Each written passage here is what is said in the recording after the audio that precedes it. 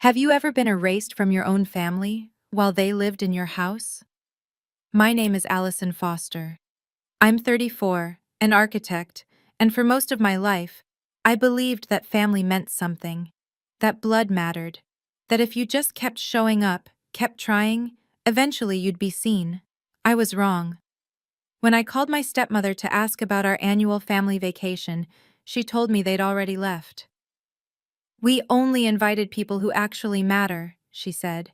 Then she demanded I send over the keys to my beach house, the one my father left me, and told me not to make a scene. I smiled. I hung up. And 3 days later, I sent those keys. But tucked inside the envelope was something else. Something that made her scream the moment she opened it. If you're watching this, please subscribe and let me know where you're watching from.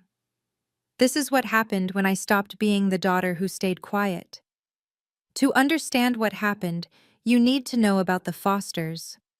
Foster Development Group isn't just a company, it's a Manhattan institution.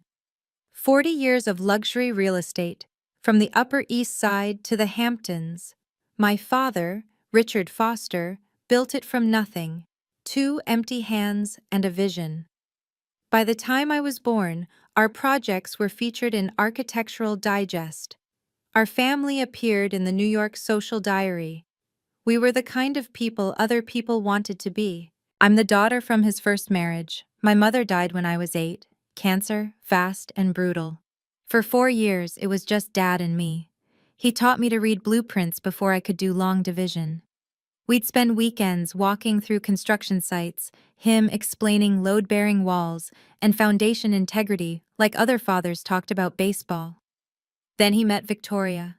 She was elegant, polished, exactly what a man like my father was supposed to want. I was 12 when they married. I tried to be happy for him. I really did.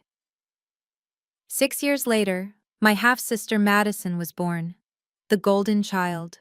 The one who looked like Victoria, acted like Victoria, wanted everything Victoria wanted. I went to Columbia and studied architecture. I loved it. The creativity, the problem-solving, the idea that you could build something that would outlast you.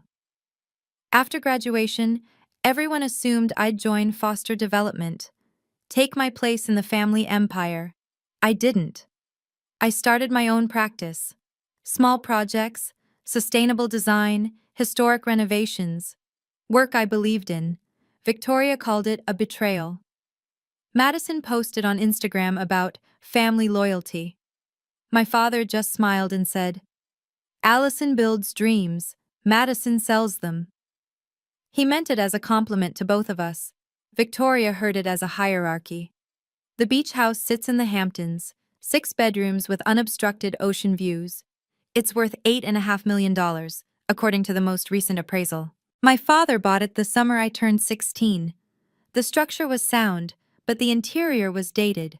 Dark paneling, closed-off rooms, tiny windows that wasted that incredible view. He handed me a sketch pad and said, "Show me what you see." We spent 2 years redesigning it together. Knocked down walls, added floor-to-ceiling windows, built a wraparound deck from reclaimed teak. The kitchen got top-of-the-line Miele appliances. The living room got custom built-ins and a fireplace faced in limestone. Every detail was intentional. That house taught me what architecture really meant. Not just buildings, legacy. Creating something that would matter long after you were gone. My father died 6 months ago. Massive heart attack in his office. No warning. One moment he was reviewing contracts, the next he was gone. The will reading happened 3 weeks later. Victoria got CEO position, temporary, until the board appointed someone permanent. Madison got the VP of marketing role she already held, plus a significant stock package. Together, they inherited the majority of company shares and control of the $12 million family foundation. I got the beach house. It was mine completely, held in something called an irrevocable trust with me as the sole trustee. No one could touch it. No one could take it. It was protected. I also got 20% of company stock, non-voting shares. Enough to matter financially, not enough to have a say in decisions. At the time, I thought it was fair. Generous, even. James Crawford, my father's attorney, pulled me aside after the reading. Your father was very specific about protecting what's yours, he said quietly. Read the trust documents carefully. I nodded, not really understanding. I should have paid more attention. The changes started immediately. Victoria moved into the CEO office the day after the funeral. Within a week, she'd rearranged the executive team, brought in her own consultants, started talking about new directions and fresh vision. I wasn't invited to those meetings. When I asked about attending board sessions, I was a shareholder after all. Victoria's assistant said they were executive level only. Madison started posting photos from the beach house on Instagram. Hashtag family retreat. Hamptons summer. Foster legacy. Comments poured in from her friends. Your family's beach house is gorgeous. So lucky. She never asked permission, never even mentioned she was going. At our weekly family dinners, a tradition Victoria insisted on maintaining for your father's memory, the conversation always circled back to the company, the Florida expansion, the new development in Tribeca, Madison's marketing campaigns. When I mentioned my own projects, Victoria would smile tightly. That's nice, dear. Maybe you could focus on your little architecture projects and let us handle the real business. Little projects, real business. I kept showing up to those dinners at Per Se, kept smiling across tables laden with Waterford crystal and Christoffel silver, kept pretending I didn't notice how they talked around me instead of to me. Your father would want us to stay united, Victoria said once, reaching across to pat my hand. Her Cartier bracelet caught the light. Don't be difficult. Difficult. That's what I was when I had boundaries. Difficult. During one dinner, Victoria mentioned something in passing.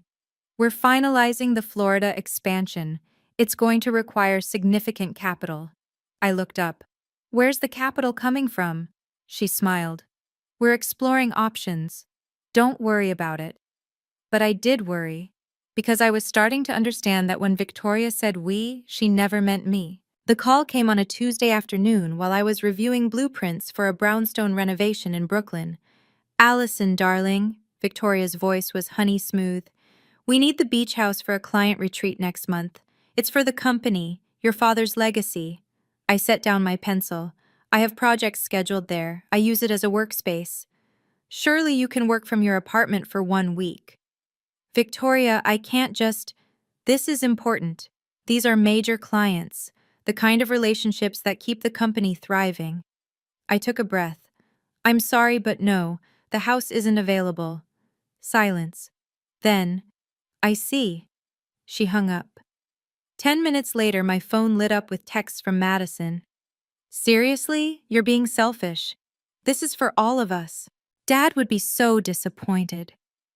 I didn't respond. At dinner the following week, Victoria brought it up again, this time in front of guests. A couple from Texas, potential investors in the Florida project. The woman wore a Bulgari necklace that probably cost more than my annual salary. Allison is still learning about family priorities, Victoria said, laughing lightly. She cut into her Dover sole with practiced precision. She thinks the beach house is hers alone. The investors glanced at me. I felt my face heat. The house is in a trust, I said quietly. I can't just hand it over for commercial use. A trust you control. Victoria's smile didn't reach her eyes. Don't hide behind paperwork, sweetheart. The investor husband cleared his throat. The Hamptons property, that's the 6-bedroom on Meadow Lane, right? Beautiful location. Victoria nodded. Yes, it's been in the family for years. Perfect for entertaining. She was lying. She was sitting there in Per Se, lying to investors about who owned my house. And I realized this was just the beginning. The email arrived 3 days later. Subject line, we need to talk, not at the office. Sender, Diane Chen, CFO of Foster Development. I'd known Diane for years. She'd worked with my father since I was in high school. A steady, principled woman who treated numbers like sacred texts.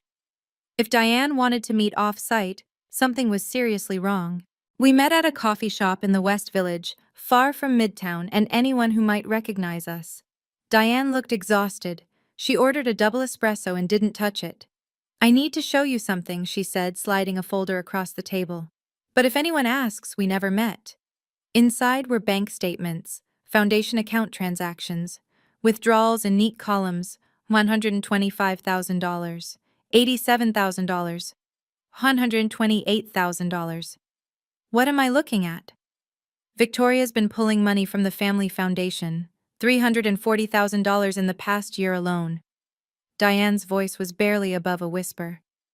She categorized them as marketing expenses, but there are no invoices, no documentation, nothing. My stomach dropped. The foundation has strict rules. "I know, your father set it up that way deliberately. Charitable purposes only. Emergency family hardship with board approval." She tapped the papers. "These don't qualify." I raised concerns. Victoria told me it was a temporary loan and threatened my position if I documented it. "Why are you telling me this?" Diane finally looked at me. "Because your father trusted me to protect what he built. This isn't right. And—" she hesitated. "This isn't the first time. There's another $200,000 from earlier withdrawals. Different categories, same pattern. Nearly $600,000. What's she using it for?" "I don't know, but I think it's connected to the Florida expansion." Diane pushed a USB drive across the table. "Everything's on here. Bank statements, email trails, authorization forms. If anything happens to me," she said, "this needs to go to the board." James Crawford's office occupied the 42nd floor of a midtown tower, all mahogany furniture and walls lined with leather-bound legal volumes, old money aesthetics for old money clients. I spread Diane's documents across his desk. He studied them in silence, reading glasses perched on his nose. Finally, he looked up. "Your father anticipated this." "What?" James stood, walked to a filing cabinet, and retrieved a thick folder. "When your father revised his will 3 months before he died, he added something, Section 7, Paragraph 3. He opened the document, pointing to a dense paragraph of legal text. "It's called a forfeiture clause. If any beneficiary willfully attempts to deprive another beneficiary of their rightful inheritance through fraud, coercion, or misappropriation of estate assets, they forfeit their entire inheritance." I read the paragraph twice. The foundation counts as estate assets? Yes. It was established with estate funds and governed by the will's terms. James sat back. "Your father knew Victoria. He loved her, but he knew her. So if I can prove she misused the foundation and tried to coerce me, she loses everything. The CEO position, her inheritance, her stock, her board seat, all of it." He paused. "Madison, too, if she's complicit." The room felt smaller suddenly. "Why didn't you tell me this before?" "Because your father's instructions were specific. I was to inform you only if Victoria made a move against you." James handed me the folder. "Read these tonight. Every word. Understand your rights." I took the folder, hands shaking slightly. "One more thing." James pulled out a sealed envelope, my name written across it in my father's handwriting. "He left this for you, to be opened when you need his strength." I stared at the envelope. "He knew," I whispered. "He knew she'd do this." "He knew," James confirmed, "and he made sure you wouldn't face it alone." Sophie Martinez had been my best friend since Columbia. We'd pulled all-nighters in the architecture library, celebrated each other's first commissions, survived heartbreaks over wine and takeout. After graduation, she'd gone to law school, real estate law specifically. I showed up at her apartment in Chelsea with the documents and my father's letter, still sealed. She read through everything twice, making notes on a legal pad. "Can they force you to sell the house?" I asked. "No, it's in an irrevocable trust with you as sole trustee. Legally, it's bulletproof." She set down her pen. But they can make your life hell, and they will. I know. Do you? Sophie leaned forward. Because this isn't just family drama anymore. This is a legal battle. If you activate that forfeiture clause, there's no going back. Victoria will fight. Madison will fight. It'll be ugly. It's already ugly. It'll get worse. She softened. What's your endgame? Do you want them out of your life or do you want justice? I thought about the beach house, the foundation, my father's legacy being gutted for a real estate deal. I want them to understand that I'm not someone they can erase. Sophie nodded slowly. Then we need to document everything. Every text, every email, every phone call. If they escalate to coercion, you have grounds for a restraining order, and it strengthens the forfeiture case. She helped me draft an email to Victoria. Professional, clear, final. The beach house is not available for company use. This is my final answer. Are you prepared for them to cut you off completely? Sophie asked as I hit send. No more family dinners? No more pretending? I thought about those dinners at Per Se, the crystal, the lies. I've been cut off emotionally for years, I said. I'm just making it official. 2 weeks later, Victoria called. Her voice was different, warmer, almost genuine. Allison, darling, we need to talk about the annual family vacation. Every July, the Fosters spent a week at the beach house. It had been tradition since my father bought the place. Swimming, bonfires, long dinners on the deck watching the sunset. The first summer without him. I'm planning it for July 15th through 22nd, Victoria continued. I wanted to give you the dates so you can clear your calendar. I'll check my schedule. It's important we're all there, for your father's memory. A pause. Madison is bringing her fiancé. It's a family milestone. Something felt wrong. Victoria was being too nice, too accommodating. I'll let you know, I said. Perfect. I'll have Madison send you the details. A week later, Madison posted on Instagram a photo of the beach house at sunset. Caption reading, "Can't wait for our annual foster family retreat. # family, first, Hamptons life." The comments rolled in. So lucky to have that beautiful beach house. Your family home is stunning. Family home. My phone buzzed. Unknown number. Ms. Foster, this is Jennifer from Prestige Catering. Mrs. Foster asked me to confirm the menu for 12 guests at the Hamptons property, July 15th through 22nd. We'll need access codes for delivery. 12 guests. Access codes. I didn't authorize any catering, I said. Oh, confusion in her voice. Mrs. Foster said this was the Foster family home? She's already paid the deposit, $15,000. I hung up and immediately called the number back, got the catering company's main line. They confirmed everything. Full-service catering for 12, house manager hired, invitations sent to 8 VIP clients. Victoria hadn't asked permission.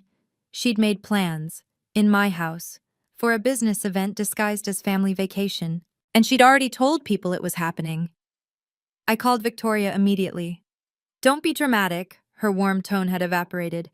It's a family vacation and a business opportunity. You're welcome to join us. You don't have permission to use my house for business events. It's not a business event. It's family hosting friends. She sighed, the sound of someone dealing with a difficult child. Unless you're planning to ban your own sister from the house? That's not what this is about. Then stop making everything difficult. Your father would be ashamed of how selfish you've become. The words hit like a slap. You booked catering without asking me. I'm trying to honor your father's memory. I'm trying to keep this family together, and you're acting like a landlord instead of a daughter. Her voice rose. Do you know what those clients think? That we're a united family? That we support each other? What do you think happens when I have to tell them the trip is canceled because you won't share? Victoria, you have 2 choices, Allison. You can be part of this family, or you can be alone. But you don't get to have it both ways. She hung up. I sat there, phone in hand, rage and hurt warring in my chest. She'd boxed me in perfectly. Say yes, let them take over my home, set a precedent that I had no real control. Say no, become the villain who ruined family tradition and embarrassed Victoria in front of important clients. I thought about my father, about the forfeiture clause, about James Crawford's words. He made sure you wouldn't face it alone. I opened my laptop and pulled up the trust documents. Then I started making calls. July 14th, one day before their scheduled arrival. I called Victoria to clarify the arrangements. She didn't answer. Madison picked up. "Oh, Allison." Background noise, laughter, music, clinking glasses. "Mom's busy right now. We're actually already at the beach." My hand tightened on the phone. "What? The trip starts tomorrow." "We moved it up a few days. Didn't Mom tell you?" Madison's voice was light, careless. "We wanted to get settled before everyone else arrives."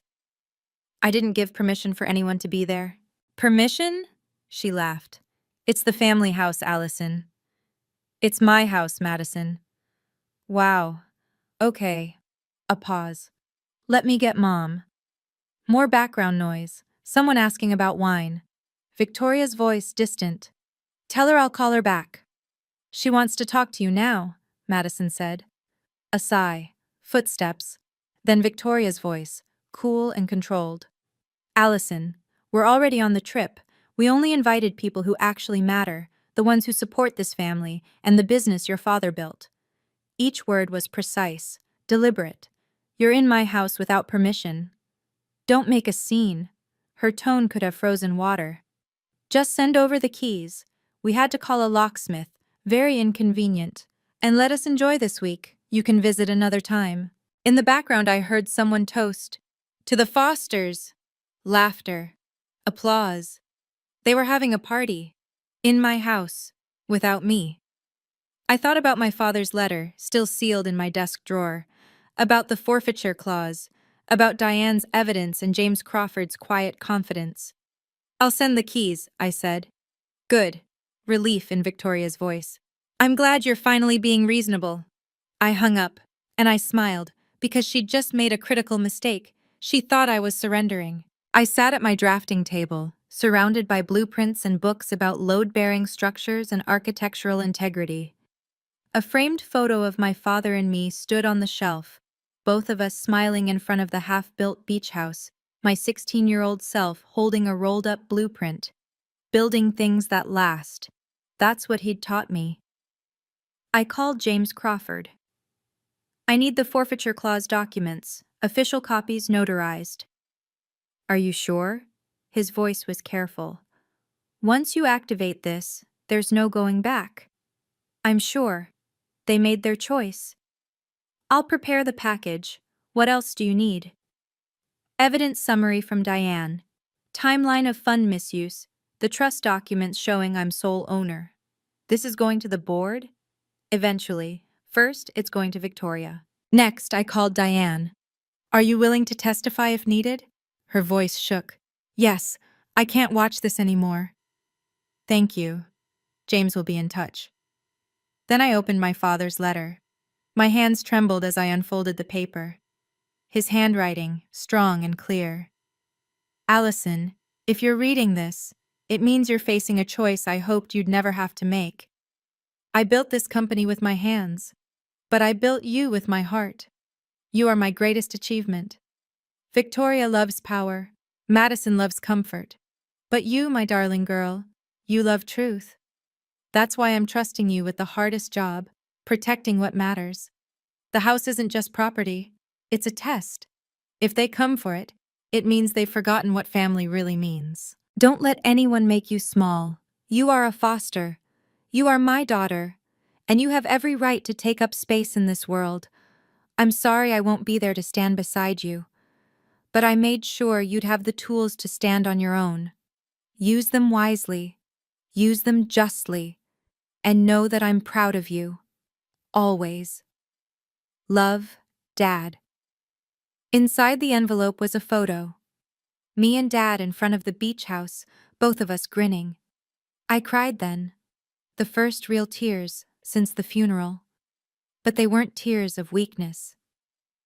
James delivered the package the next morning, a small box containing the spare set of beach house keys and a manila envelope, thick with documents, sealed with a wax stamp bearing the Foster family crest, an F in an ornate circle. Inside the envelope, the complete forfeiture clause with legal interpretation, bank statements from Diane showing every unauthorized withdrawal, email trails proving Victoria's attempts at coercion, trust documents establishing my sole ownership, a cover letter from James Crawford, on law firm letterhead, explaining exactly what Victoria was looking at. I included a handwritten note on my personal stationery, simple, professional. As requested, please read the enclosed documents carefully. A. I sent it via courier, signature required, tracking number recorded. Then I went back to work. I met with a client about a historic brownstone renovation, reviewed structural drawings for a sustainable housing project in Queens, had lunch with Sophie, who squeezed my hand and said, "You're doing the right thing." I didn't check my phone obsessively, didn't refresh the tracking page every 5 minutes. I'd done what needed to be done. Now I waited. The tracking updated at 4:37 p.m. Delivered. Signed by V. Foster. Sophie called an hour later.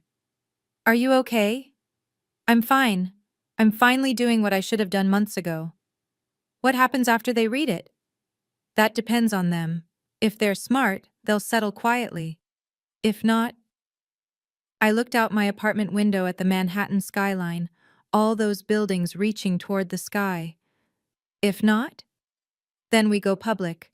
The Foster Foundation Gala is in 10 days. The board will all be there. "You're really going through with this?" "I'm protecting what my father built, what he trusted me to protect. I wasn't sending keys. I was sending consequences." The call came at 6:15 p.m. Victoria didn't speak at first. Just breathing, rapid and uneven. "Did you receive the keys?" I asked, my voice steady. "What is this?" Her voice was barely controlled. "Documents you should have read 6 months ago. The full trust agreement and the will's forfeiture clause. This is... You can't. James Crawford is your lawyer. This is biased." "James was Dad's lawyer for 30 years. The documents are legal and binding. They've been filed with the county, and the foundation board has copies." "You're bluffing. You don't have proof of anything." Section 7, paragraph 3. Read it again. Then check the attached bank statements, dates, amounts, authorization codes, all from the foundation account. Silence. Then, "I was going to pay it back. It was a loan." There it was. Admission. "The foundation charter doesn't allow personal loans. You know that." "You ungrateful little..." Her voice cracked. "We gave you everything. We included you. You included me. You're in my house right now, Victoria, without permission." A sound in the background. A wail. High-pitched, raw. Victoria screaming. "Mom, what's wrong?" Madison's voice, distant but panicked. "Get out!" Victoria's voice was unrecognizable. "Everyone get out! The trip is over!" Confusion in the background. "What's happening? Is everything okay?" "Victoria?" I could hear it all falling apart, the music stopping, voices rising in concern. Someone asking about the catering, the schedule. What about tomorrow's boat trip? "I said get out!" Victoria shrieked. The line went dead. I sat there in my quiet apartment, phone in hand, and felt something I hadn't felt in months. Relief. Not satisfaction, not revenge. Just the simple relief of truth finally being louder than lies. James called the next morning. "Victoria's attorney contacted me. They're threatening to contest the forfeiture clause." I'd been expecting this. "On what grounds?" "They claim you engineered a situation to trigger it, that you refused reasonable family requests to create evidence of coercion." "I have texts and emails proving they initiated everything. I never refused reasonable requests. I refused illegal use of my property. I know. Their case is weak, but they're going to make noise. Papers rustled on his end. The foundation board meets quarterly. Next meeting is the night of the gala, actually. August 3rd. 3 weeks away. Will they hear the evidence? If you formally petition, yes. You're a beneficiary. You have standing. Prepare the petition. I want it filed this week. James hesitated. Allison, are you sure? This will be public. Everyone in your social circle will know. I thought about those dinners at Per Se, the whispers, the careful exclusion disguised as family unity. They should know. My father built that foundation to help people, not fund Victoria's vanity projects. There's one more thing. James's voice dropped. Madison called me separately. She claims she didn't know about the fund misuse, says her mother told her the withdrawals were authorized. Did she sign the authorization forms? Yes, 2 of them. Then she knew enough. I stood, walked to my window. Ignorance isn't an excuse when you benefit from the crime. I'll file the petition today. After we hung up, I pulled up Madison's Instagram.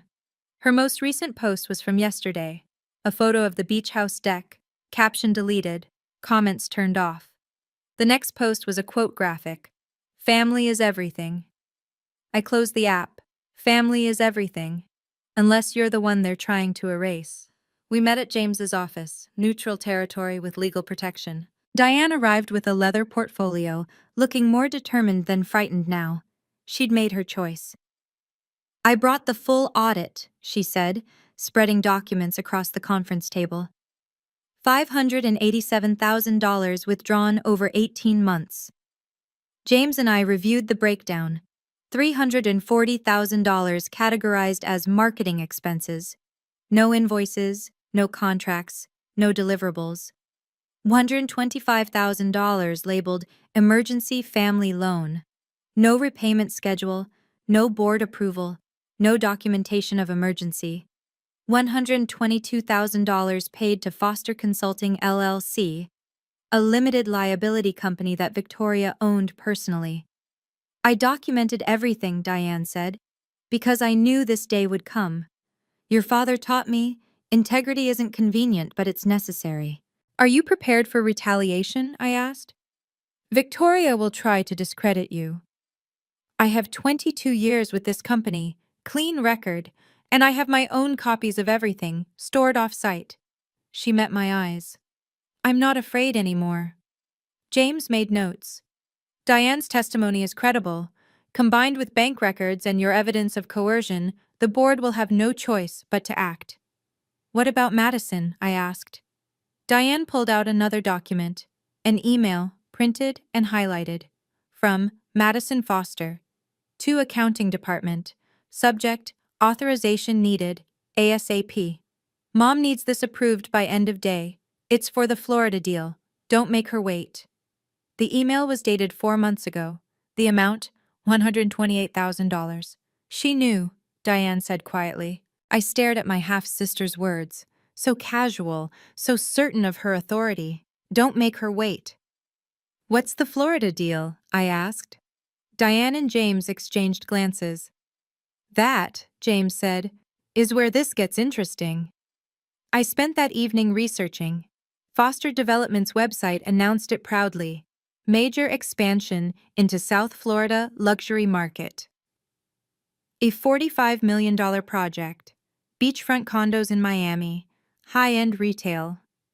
The future of Foster legacy. The funding breakdown was public, filed with investors. $20 million from outside investors. $15 million from a commercial loan. $10 million from internal capital reserves. I called Sophie. Can you look something up for me? She pulled the loan documents. They need collateral for the $15 million, significant collateral. Like what? Like an $8.5 million beach house. Everything clicked into place. Victoria needed the house, not for vacations, not for client retreats. She needed it as collateral for the Florida loan. If I'd voluntarily transferred ownership to the company, which she'd been pressuring me to do, they could leverage it without my consent. And if the Florida deal failed, the bank would foreclose, I'd lose the house.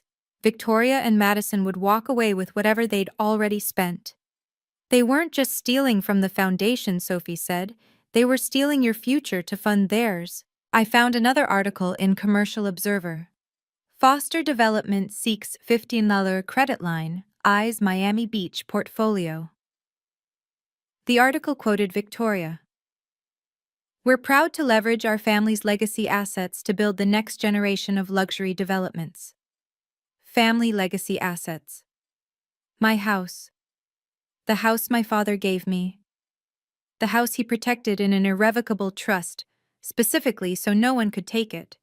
And Victoria had already told investors it was available. I screenshotted everything. Then I called James. I need to add something to the board petition, I said. Evidence of intent to defraud. What did you find? I told him. His silence spoke volumes. Finally. Your father knew exactly what he was doing when he wrote that forfeiture clause. The Foster Foundation annual gala was the social event of the summer. 200 guests. The Plaza Hotel's grand ballroom, black tie. The invitation list read like a who's who of New York society. Donors, board members, business partners, politicians, old money and new money mingling over champagne and promises of philanthropy. This year's theme, Building Legacies. The irony wasn't lost on me. Victoria would be the host, giving the keynote speech about carrying forward Richard Foster's vision. Madison was co-chair, had been posting about it for weeks. Photos of her dress fittings, behind-the-scenes prep. Honoring Dad's memory in elegant script over sunset photos. My invitation arrived by courier, formal, unavoidable. Sophie came over the night before. Are you really going? I have to. The board meeting is right after, in the private salon upstairs. If I don't show, Victoria will spin it as me abandoning the family. What's your plan? I looked at the garment bag hanging on my closet door. Simple black Dior, vintage. The pearl earrings my father gave me for my college graduation. I'm going to let her give her speech. Let her talk about legacy and family values and integrity. I met Sophie's eyes. And then I'm going to the board meeting with evidence. You're not going to confront her publicly? I don't need to. The board will do it for me. My phone buzzed. Text from Madison. Please don't come tonight. Mom is already stressed. Can't we handle this privately? I showed Sophie. She's scared, Sophie said. She should be. I texted back. I'll be there. This is private. It's a family foundation event. See you tonight. 3 dots appeared, then disappeared. No response. I pulled out the folder James had prepared. Petition for emergency board review. Evidence summary. Diane's testimony. The Florida deal documents. Everything organized, professional, irrefutable. My father's voice echoed in my memory. Allison builds dreams. Tomorrow night, I'd build something else. Justice. The plaza's grand ballroom glittered like something from another era. Crystal chandeliers, gold leaf molding, tables draped in ivory silk with centerpieces of white orchids and roses. A string quartet played near the entrance. Waiters circulated with champagne and canapes. I arrived alone, my vintage Dior simple against the sea of designer gowns. My father's pearl earrings felt like armor. The whispers started immediately. I saw heads turn, heard my name in hushed conversations. Everyone knew about the family tension. This was New York society, where gossip traveled faster than stock tips. Victoria stood near the center of the room in a dramatic red Valentino gown, a statement diamond necklace at her throat. She was holding court with a group of major donors, laughing at something someone said. She saw me. Her smile froze for a fraction of a second before snapping back into place. Madison appeared at her mother's elbow, wearing a trendy Balmain dress that had probably been all over Instagram. Her face went pale when she spotted me. I moved through the crowd, nodding to people I knew. Patricia Westbrook, an old friend of my father's, squeezed my hand. Allison, dear, your father would be so proud of the work you're doing. Thank you, Mrs. Westbrook. She leaned in, lowering her voice. I heard there's been some tension. Family businesses are complicated. They are. But my father taught me that doing the right thing is never complicated, even when it's hard. She smiled, understanding in her eyes. Victoria approached, Madison trailing behind. The crowd around us quieted slightly, sensing drama. Allison, darling. Victoria's voice was warm, but her eyes were ice. I'm so glad you could make it. I wouldn't miss it. Dad loved this event. We need to talk, after the speeches, privately. I'll be at the board meeting upstairs. You're welcome to join. Victoria's jaw tightened. That meeting is for board members only, and beneficiaries with standing. James confirmed my seat. Madison stepped forward. Allison, can we please not do this here? I looked at my half-sister. I'm not doing anything, Madison. I'm attending a gala, just like you asked me to, remember? Family should be together. The silence around us grew heavier. Victoria took Madison's arm and pulled her away. I heard her hiss. I told you to keep her away. This is a disaster. Dinner was served. Courses appeared and disappeared. Seared scallops, filet mignon, chocolate soufflé. I barely tasted any of it. Sophie sat beside me, a steady presence. Diane was 3 tables over. As CFO, she was required to attend. She caught my eye once and gave a tiny nod. Several board members were scattered throughout the room. I recognized Robert Chen, an investment banker, Lisa Tran, a nonprofit attorney, Thomas Hartwell, the board chair, a retired judge with silver hair and an expression that gave nothing away. They'd all received the petition. James had confirmed it. After dessert, the lights dimmed. A spotlight hit the stage. Victoria walked up to the microphone, poised and elegant. The room applauded. Thank you all for being here tonight, she began, her voice warm and resonant.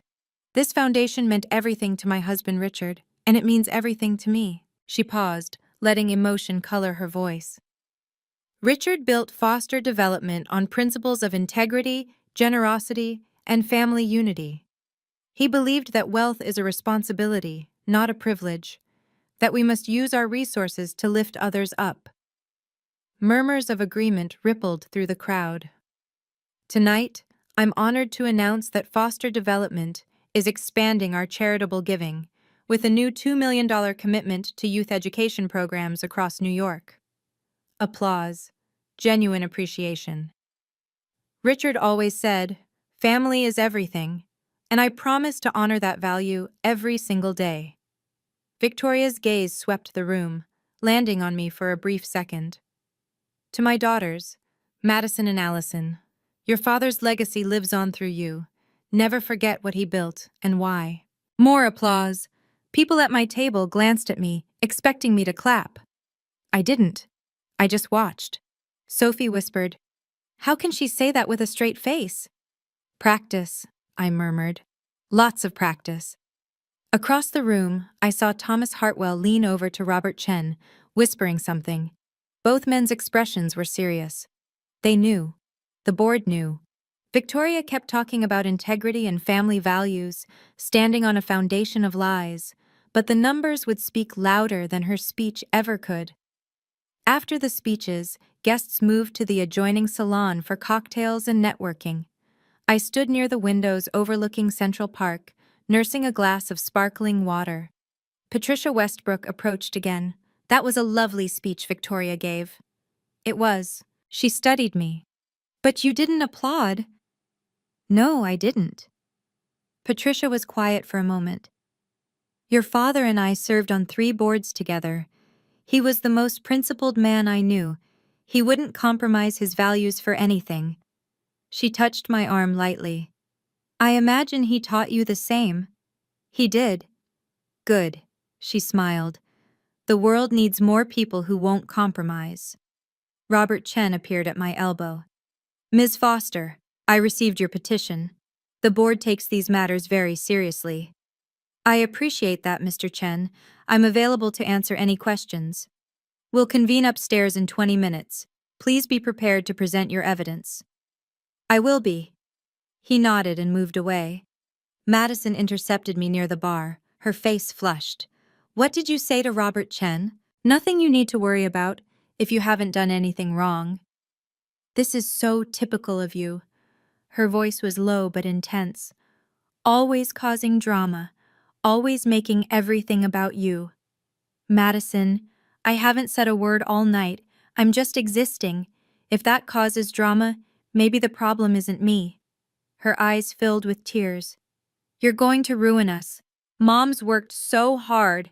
Mom embezzled from a charitable foundation. That's what's going to ruin you. She was going to pay it back. That's not how the law works. You're my sister. Her voice broke. Doesn't that mean anything? I looked at her, really looked at her.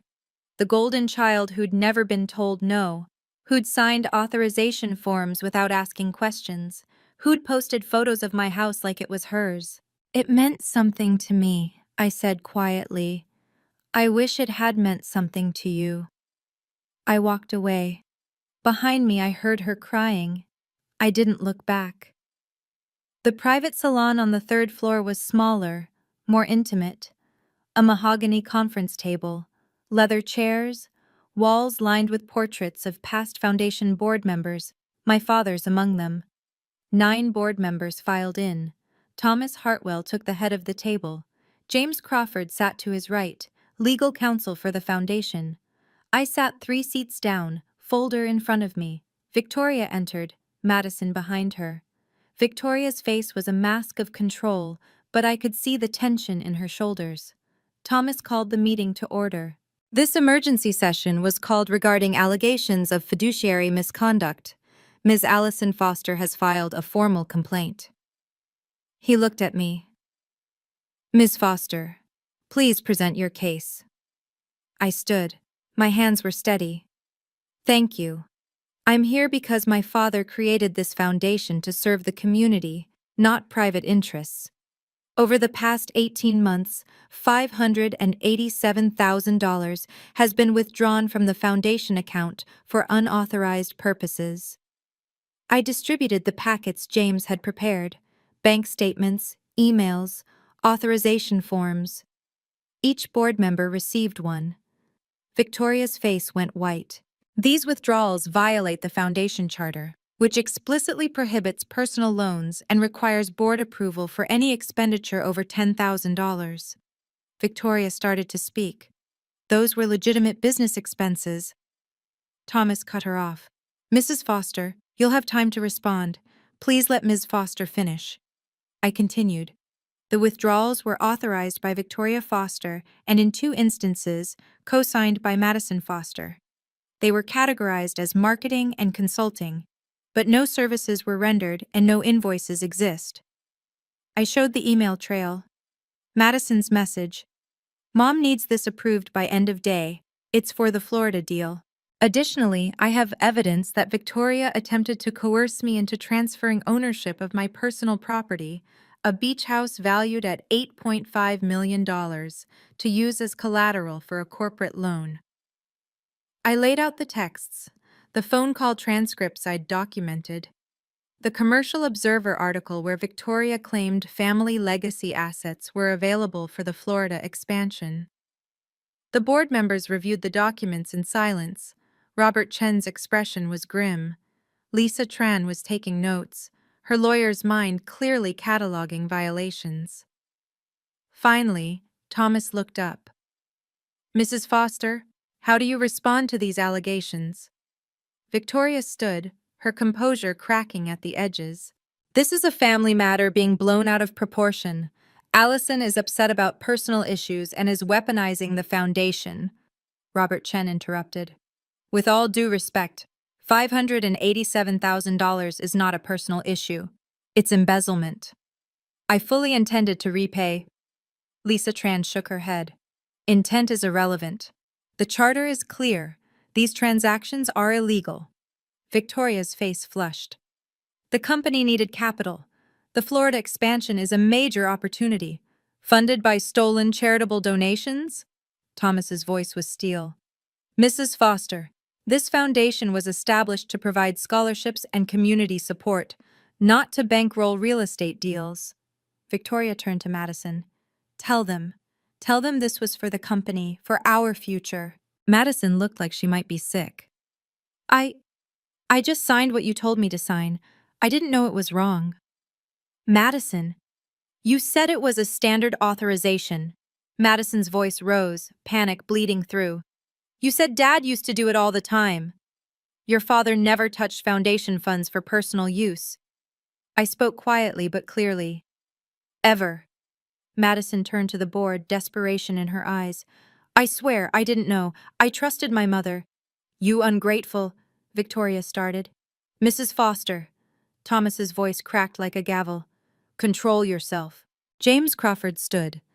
There's one more matter. The will of Richard Foster contains a forfeiture clause. Section 7, paragraph 3 states that any beneficiary who attempts to deprive another beneficiary of their rightful inheritance through fraud or coercion forfeits their entire inheritance. He let that sink in. The evidence shows Victoria Foster attempted to coerce Allison into surrendering her property rights, combined with the misappropriation of foundation assets, which are part of the estate. This triggers the forfeiture clause. Victoria's face went from red to white. That's ridiculous. We have recorded phone conversations, James continued calmly. Text messages, witness testimony, the legal standard has been met. Thomas looked at James. If the forfeiture clause is triggered, what are the consequences? Victoria and Madison Foster lose all inheritance rights, company shares, foundation board seats, trust distributions, everything. Assets revert to the remaining beneficiary. The room went silent. In this case, James finished, Allison Foster. Thomas Hartwell folded his hands on the table. The board needs to vote on two matters. First, whether to remove Victoria Foster as CEO pending investigation. Second, whether to recommend activation of the will's forfeiture clause based on presented evidence. Victoria stood. You can't do this. I've run this company for 6 months. You've run it into ethical bankruptcy, Robert Chen said flatly. Sit down, Mrs. Foster. She sat, shaking. Lisa Tran spoke. I move to remove Victoria Foster as CEO effective immediately. I second, Robert said. Thomas looked around the table. All in favor? 8 hands rose. Only Victoria abstained. Motion passes. Mrs. Foster, you are relieved of your duties. Security will escort you from the premises following this meeting. Victoria's hands clenched on the table. This is a coup. You're all going to regret this. Sit down, Thomas said, or I'll have you removed forcibly. She sat, her face a mask of fury and shock. Second vote, Thomas continued. Activation of the forfeiture clause. This is a legal matter beyond board authority, but we can recommend to the estate attorney. Discussion? The evidence is clear, Lisa said. Misappropriation of estate assets, attempted coercion, both meet the clause's criteria. I agree, another board member added. This isn't a gray area. Thomas nodded. All in favor of recommending activation? 9 hands rose, unanimous. Mr. Crawford, please proceed with legal action. James made a note. The estate will file with probate court within 48 hours. Madison's voice was small. Wait, what does this mean for me? Lisa turned to her. It means you lose your inheritance, Ms. Foster. All of it. But I didn't know. I was just following Mom's instructions. You're 28 years old and a vice president of a major company, Robert said. I didn't know is not a legal defense. You signed authorization forms for fraudulent transactions. That makes you complicit. Madison started crying. Real tears this time, not manipulative ones. Thomas addressed me. Ms. Foster, the board would like to appoint you as interim trustee of the foundation, pending permanent arrangements. Do you accept? I stood. I accept. on the condition that we conduct a full audit and implement stronger oversight. Agreed. Thomas struck the table with his palm. This meeting is adjourned. Security appeared at the door. Victoria stood, her face twisted with rage. As she passed my chair, she leaned in and hissed, "Your father would be ashamed of you." I looked up at her. "No, Victoria, he'd be ashamed of you. That's why he made sure I could stop you." After Victoria and Madison were escorted out, the room exhaled. Board members approached me, their expressions a mix of relief and concern. Patricia Westbrook, who'd attended as a major donor with observer status, squeezed my shoulder. "Your father chose well. You have his integrity." Robert Chen extended his hand. "We should have caught this sooner. I apologize. The important thing is, we caught it now." Thomas Hartwell remained seated, reviewing documents. When the others had left, he looked up at me. "Your father told me something years ago. He said if anything happened to him, I should watch out for you." He smiled slightly. He said, "Allison will need allies, not rescuers." I'm glad he was right. Thank you for listening. Thank you for having the courage to speak up. Many people wouldn't have. Diane appeared in the doorway, her eyes red. Thank you. I was so scared to come forward. I hugged her. You did the right thing, and you'll be protected. I'll make sure of it. James gathered his files. The legal process will take a few months, but the outcome is clear. The forfeiture clause is airtight. What happens to their company shares? They revert to the estate. As sole remaining beneficiary, you inherit everything, including majority control of Foster Development. The weight of that settled over me. I don't want to run the company. You don't have to. You can appoint a management team, sell your shares, or restructure. It's your choice. He paused. That's what your father wanted, for you to have choices. Sophie, who'd waited outside during the meeting, rushed in. Is it over? The hard part is, I looked around the room, the portraits on the walls, my father's face among them. Now comes the rebuilding. We left together, walking through the now empty ballroom. Staff were clearing tables, dismantling the elegant setup, building legacies the theme had been. I'd just protected one and destroyed another. 6 weeks later, the probate court made it official. The forfeiture clause was activated. Victoria and Madison lost everything tied to my father's estate. Victoria. CEO position gone. 4.2 million in stocks and cash, gone. Board seat, gone. Access to the foundation, gone. Madison. VP position resigned under pressure. 2.8 million inheritance, gone. Trust fund, gone. They kept what they'd earned before my father died. But nothing from his legacy. Victoria attempted to contest it. Her lawyers filed motions, made arguments about undue influence and procedural errors. The case was dismissed after 3 weeks. No legal standing, the judge ruled. Victoria had to pay her own legal fees. $40,000. Madison moved to California. I saw it on Instagram, vague posts about new beginnings and finding myself. She'd unfollowed me, but mutual friends shared screenshots. One post was a quote graphic. Sometimes family disappoints you. The comments were supportive, people who didn't know the whole story. I received a letter from her, forwarded through James's office. Allison, I'm sorry. I should have questioned things. I was lazy and selfish. I don't expect forgiveness, but I wanted you to know. You were right. Mom used me. I let her. I'm trying to be better. I hope someday we can talk. Madison. I read it twice. Then I put it in a drawer. Not because I was cruel, but because some apologies need to be followed by change, not just words. And I needed to see if Madison was serious about becoming someone different. Meanwhile, the foundation underwent restructuring, new board members, stricter financial controls, quarterly audits, complete transparency in all transactions. Diane was promoted to Chief Operating Officer. She got a significant raise and public recognition for her integrity. The story made it into the business press. Foster Foundation implements sweeping reforms after financial misconduct discovery. Victoria's name was mentioned. Not mine. I preferred it that way. I didn't quit architecture.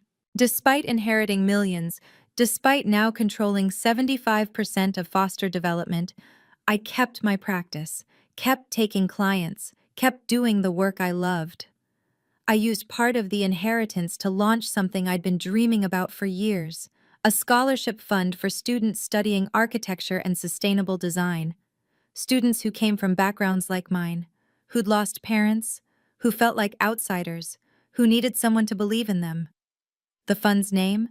The Richard Foster Memorial Scholarship for Emerging Architects.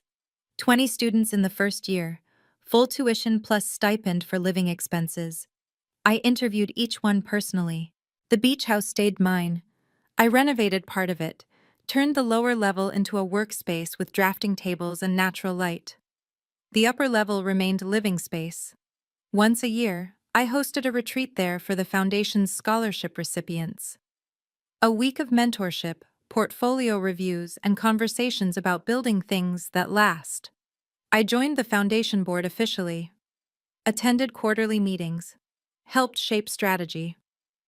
My father had built something good. I was determined to keep it that way. Foster development thrived under new leadership. I'd appointed an experienced CEO from outside the family, someone with a track record of ethical management and sustainable growth. The company pivoted from aggressive expansion to steady, responsible development. The Florida deal went forward, but scaled down, 25% smaller, funded through traditional investors who did proper due diligence. I sold 30% of my shares after 2 years, kept 45% for long-term stability, and used the proceeds to fund more scholarships. I was single, focused on work and healing. I saw a therapist weekly, processing family trauma, learning to set boundaries, understanding that protecting yourself isn't the same as being cruel. Sophie remained my closest friend. James Crawford became a mentor, teaching me about legacy planning and responsible wealth management. I reconnected with extended family, cousins and aunts and uncles from my father's side, who Victoria had gradually pushed away. They welcomed me back. People ask me if I regret how things ended, if I wish I'd tried harder to keep the family together. The truth is, I didn't break the family. I just stopped pretending it wasn't already broken. My father taught me that integrity isn't about being nice. It's about being honest, even when honesty costs you. Victoria and Madison had choices at every step. They chose greed. They chose cruelty. They chose to see me as an obstacle instead of family. I chose differently. I chose documentation over confrontation. I chose legal boundaries over emotional manipulation. I chose to protect what my father built instead of letting it be gutted for a real estate deal. And yes, I chose myself. For the first time in my life, I chose my own worth over their approval. If you're in a similar situation, if someone is trying to take what's yours, whether it's property or dignity or peace, know this.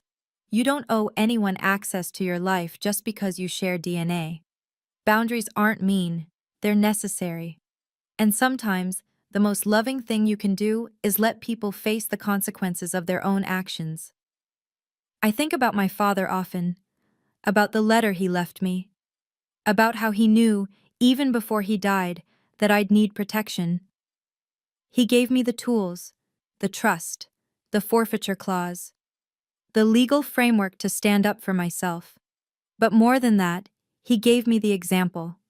He showed me what it meant to build something with integrity, to create structures, physical and ethical, that could weather any storm. My father's legacy isn't the company or the money.